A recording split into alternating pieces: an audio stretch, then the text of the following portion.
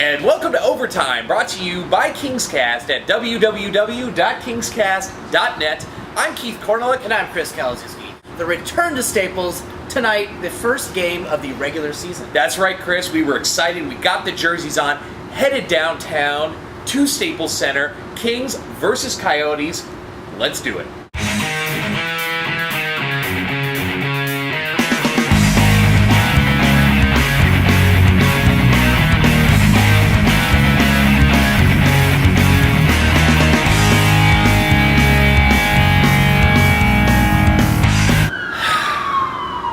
Guys, it was a really bad game. Our return to Staples Center tonight was epically horrible. This is one of the worst season openers I think I've ever been to. First of all, the Kings lost 6-3 in the home opener. And you know what, Chris, I just don't get it. There were so many things that were wrong with this game.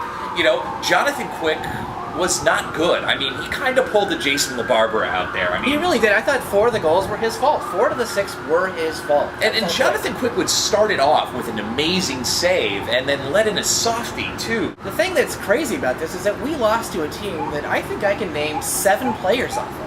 Absolutely. This is a team in disarray. They don't know where they're going to be. They don't have an owner. Their coach just quit. They just got a new head coach. That's shocking. Rob Scuderi, who, you know, we overpaid to get, and I was thrilled to have, won a Stanley Cup with the Pittsburgh Penguins, was a -3 tonight. And I'm sitting out there wondering to myself, is this Tom Pricing version 2.0? That's what it seemed like. I was waiting for the shutdown guy to come in and sort of step up, but he was on the ice for all these goals. He was. Drew Doughty had a couple of bad turnovers that resulted in goals. He was a -2. He had a goal and assist, which was good. Well, first of all, the Los Angeles Kings did nothing on even strength. No. They had 3 of their goals on the power play. And the power play, Chris, actually I think was the one positive part of the game. It was. After a while, it sort of started clicking there towards the end. But this is 5-on-5 scoring. This is the thing that we had problems with last year. And what do you know? Same problems again. We outshot the Phoenix Coyotes 33-30. And we could not put the biscuit in the basket in even strength. Everybody was invisible almost. Simmons, who was great in the preseason. Dustin Brown was invisible. It was a really rough game all around. Very disappointing. The Kings were booed off the ice at the end of the game. They were booed after so. every period. So we had a chance at the end of the game to talk to Matt Reitz, who is a writer over at A View From My Seats. Great writer, great Good blog. Good blog. And he had an interesting point about Reitz Evenons and his role in this game. So we are here with Matt Reitz of A View From My Seats. He's sort of a famous blogger. Yeah, we lost 6-3, and what's the point of Evenons if he's not going to throw a fight? This is when you fight. This is when you fight. When you're down 3-0, 4-1, 6-3, do something. If you're not going to put Peter Harrelson, at least he can score. At least he doesn't look like he's skating with cement shoes. I'm really glad I didn't get season tickets because that was awful. You know, if they're going to shoot for the 8th seed, every point matters, whether it's now or in April. And, I mean, how good are they going to be at the end of the year?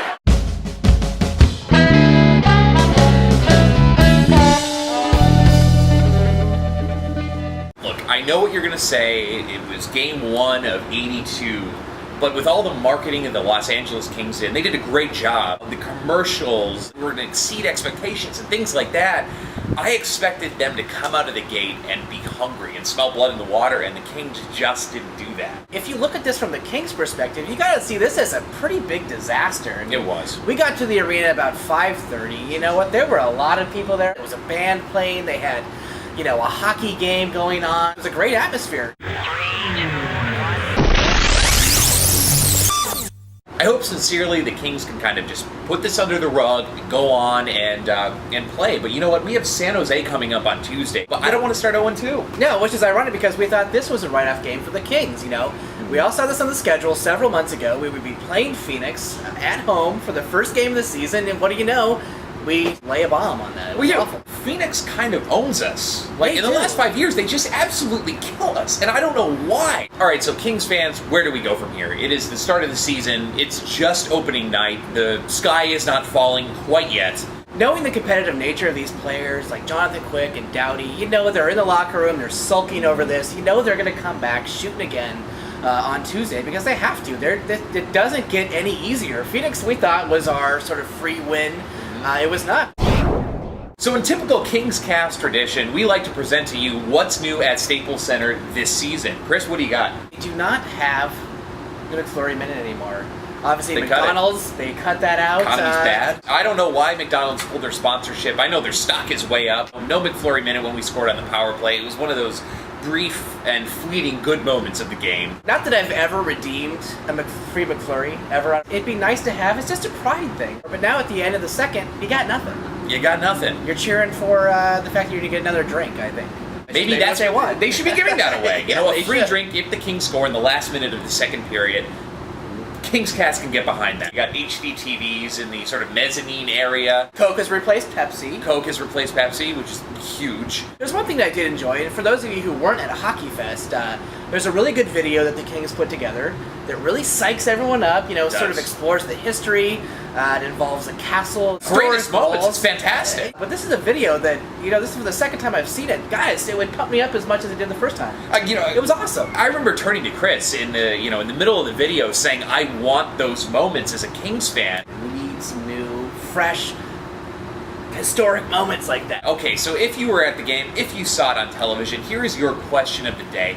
If you are Dean Lombardi after this horrific loss, what do you do? How do you rile up the troops? What do you do? Leave a comment downstairs. So if you watched the last Frozen Fury episode, we have now introduced a new segment we like to call Fan of the Game. We're looking for that fan that really steps it up a notch. Either you're passionate, you've got the face paint on, you got something good to say. We now present to you the Fan of the Game. Phoenix is nothing right now. Nothing. They thought they were holding down 2 periods. Third period, it's over, baby. It's over. I'm gonna go streaking. I'm gonna rip my jersey off, and it's going down over there. It's Ripping the going jersey down. off. I love it. It is going down. Phoenix sucks. So yes, Kings fans, it was a really bad game. The Kings were terrible, and I think they would admit that as well. But the regular season is now upon us. The puck has officially dropped on the 2009-2010 NHL season. Tune in next week on Thursday. Chris and I will be doing another overtime after the Minnesota Wild game. Same bat time, same bat channel. I'm Keith Korneluk. I'm Chris Kalaszewski. And thank you for watching Overtime by KingsCast.